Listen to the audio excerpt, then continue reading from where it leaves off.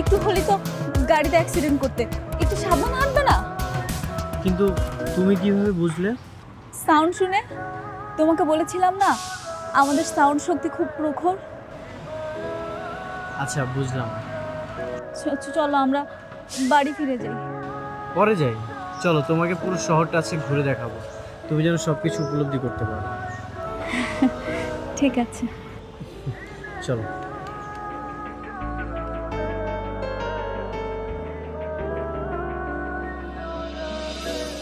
আচ্ছা, সবই বুঝলাম।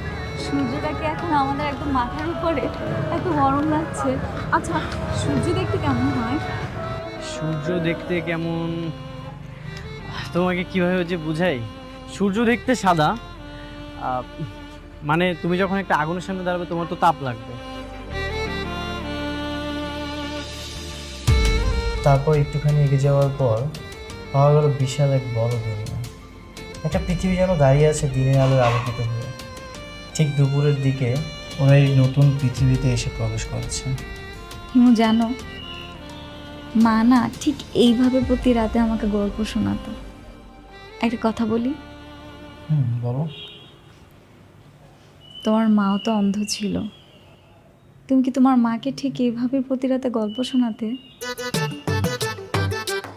হ্যাঁ হ্যাঁ। ছোটবেলা থেকে মা কখনোই আমাকে বুঝতে দেয়নি আমি অন্ধ। সব সময় আমাকে সেই ভালোবাসাটা দিয়েছে। বিয়ের পর তোমার কাছে যে এত ভালোবাসা পাবো সেটা কখনো কল্পনাও করিনি। আমি আমার পুরো পৃথিবী যেন তোমার মাঝে দেখতে পাচ্ছি।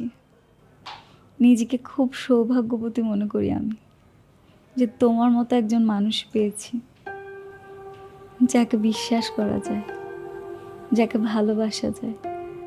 আমি আজকে উপলব্ধি করতে পেরেছি আমার মতো অন্ধ মানুষকে কেউ ভালোবাসতে পারে, কেউ ভালোবেসে আগলে রাখতে পারে, তার মায়া দিয়ে পুরো পৃথিবী দেখাতে পারে।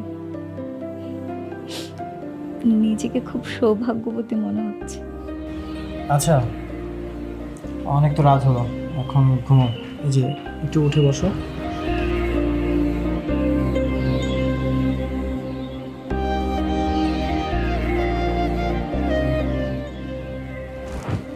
আমি তোমাকে আরেকটা গল্প পড়ে শোনাচ্ছি।